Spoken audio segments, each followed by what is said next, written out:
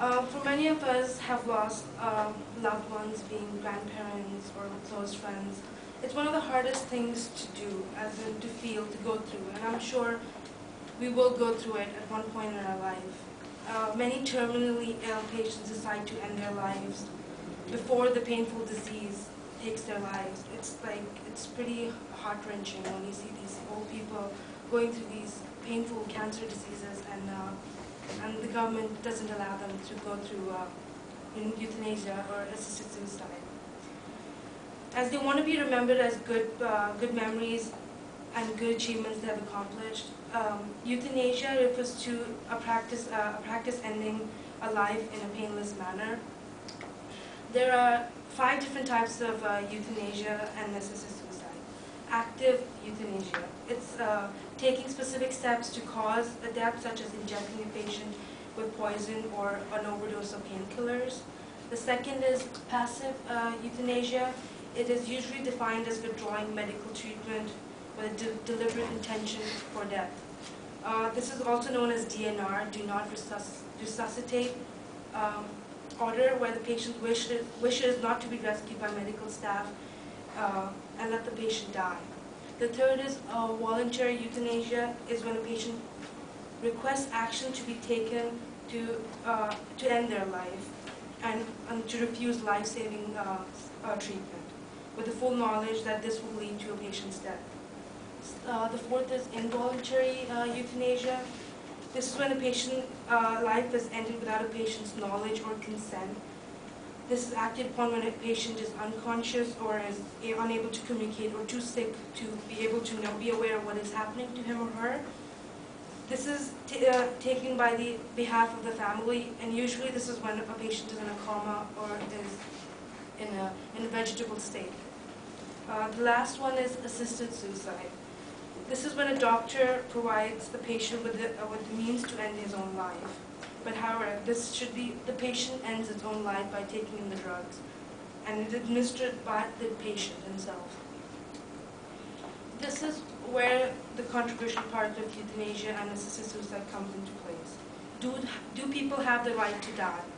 In most countries, assisted suicide and euthanasia is illegal and have very unclear laws on it. Only a few countries have are openly and legally authorized to assist in dying patients. According to assistedsuicide.org, Switzerland was the first country to legalize physician and non-physician assisted suicide in 1941, where Netherlands legalized voluntary euthanization and assisted suicide in 1984, where Belgium only performs euthanasia, but it does not state any method the way they do euthanization. And in the US, there are only 2 states, Oregon and Washington, that allow physician-assisted suicide. One of the main questions people ask is, do we have the right to die with dignity?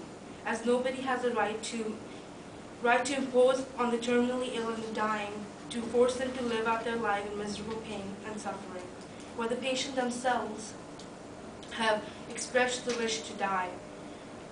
Where is the freedom in that? We have the freedom to choose what to do with our lives, and patients cannot be forced to live. Many patients, terminally ill patients, are forced to commit suicide or travel to other countries like Belgium and Switzerland, where the laws are less strict. Many discussions have risen on this topic, and the final conclusion is that there's no law or medical ethic that states that everything should be done to keep a patient alive if it's not in their best interest.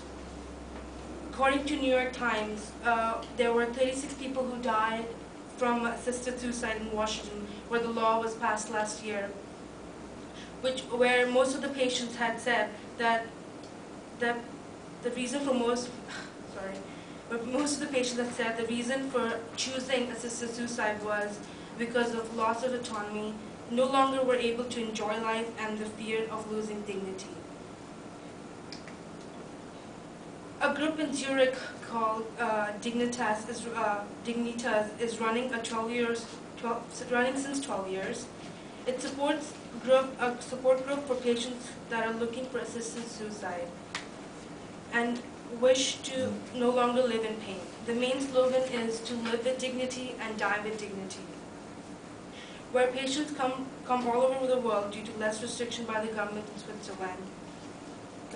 The government gives us the freedom to decide our job, our family, our religion, and even our sexual preferences. Why shouldn't they not give us the right to decide if we want to live or not?